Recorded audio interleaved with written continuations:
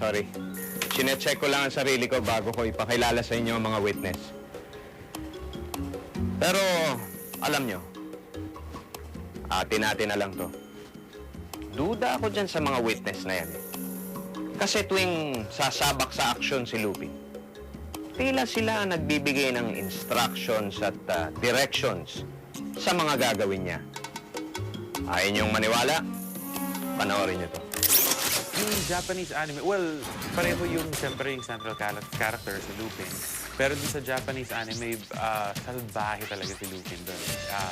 And a lot of the things, yung si Lupin, pag sa Japanese version, pag may nakuha siyang object, kunyari kasi magnanakaw siya, minsan ginagawa lang niya kasi trip niya yun eh. In our version, may pagka-naughty pa rin siya, may pagka yung comedy is still there, pero the reason he steals is very different.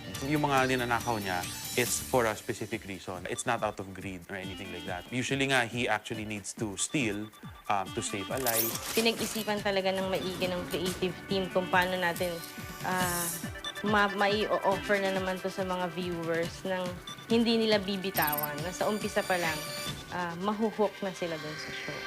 Ibang acting levels ni Richard. Complicated talaga yung character niya. Talagang complex yung character niya. Tao talaga. Merong mga pinanggalingan, merong mga kinakatakutan, may dreams and fears. Dito makikita mo na talagang nag-mature na siya.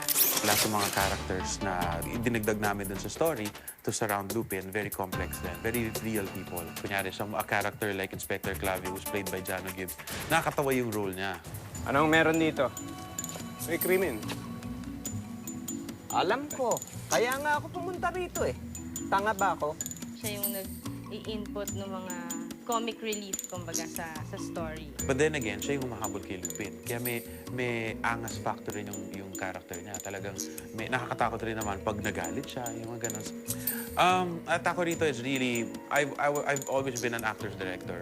So, ang atako talaga for the show is really to focus on performances. We regularly schedule a pre-prod meeting with the director. We tried as much as possible to make things realistic kesa sa mga fantastic kasi it's not based on fantasy, it's really based on the real world. Na talagang as much as possible, nandun ka in the middle of the action. Yun talaga yung sinusundan ng mga tao. The big scenes, yung helicopter scene, parachuting scene, yung speedboat chase, sa Zambales namin kinunan.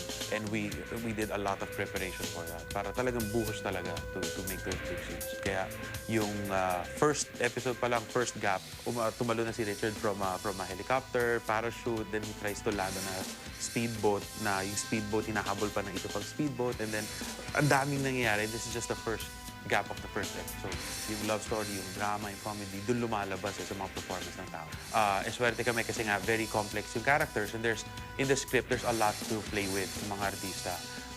So there's a lot to chew on, there's a lot for them to work on, kaya enjoy talaga kami working on the characters, working on the story, really bringing them to life. Instead of just focusing on effects na marami naman, and focusing on just the action sequences na marami rin, I almost always focus on the acting and the performances. And then of course, we added a lot of eye candy, we added a lot of really big sequences, yung mga action sequences, yung mga chase, yung mga ganon, yung mga heist, para magustuhan ng lahat. Medyo extensive yung ginawa naming mga paghahanda rito in terms of pagpipili ng mga locations or environment para sa hinihingi ng kwento. Pero minsan kasi yung hinihingi ng kwento at yung pag-usapan namin directors, yung tinatawag namin medyo hyper-real, hindi siya pwedeng yung ordinaryo lang na lugar. As much as possible, pipili nga kami ng maganda na umaangkop sa kwento.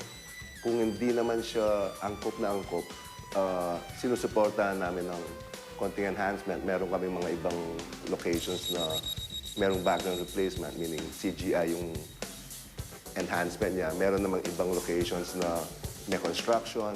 Ginagawa namin siyang, hindi siya mukhang Pilipinas in terms of especially mga heist o mga ninanakawan ni Lupin. Kung hindi mo siya makita man din sa Pilipinas, ginagawa namin siya sa studio, dinidesign namin.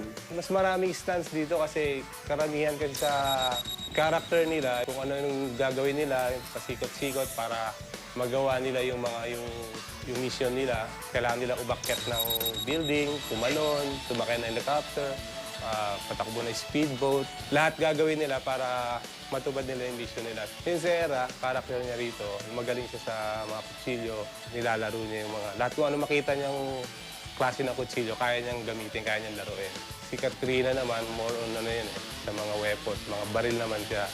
So dito, parang specialized niya yun. With Lupin, ang ginawa ko lang, it's more on basic daylight and tungsten na balance lights. It's just that lagi lang akong I just make my actors look good. Kasi this is more of a human thing, no? So, ang objective ko lang is pagandahin lang yung aking mga artista. We had, I think, 5, 6, or mga 6, around 6 designers. Like si Randy Ortiz would play around with prints. So, kinocombine niya yung stripes, paisleys. So, hindi siya yung typical suits lang na nakikita niyo. So, and we're also playing with colors para lumutang yung character ni Lupin. Lahat ng characters dito, we try to give them a different look. When you see them together na sa screen, nagko-complement sila.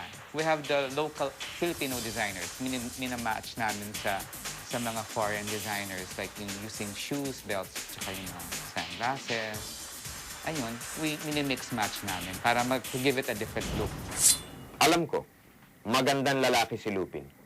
Pero konting paligo lang naman ang lamang niya sa akin. Baka nakakalimutan nyo.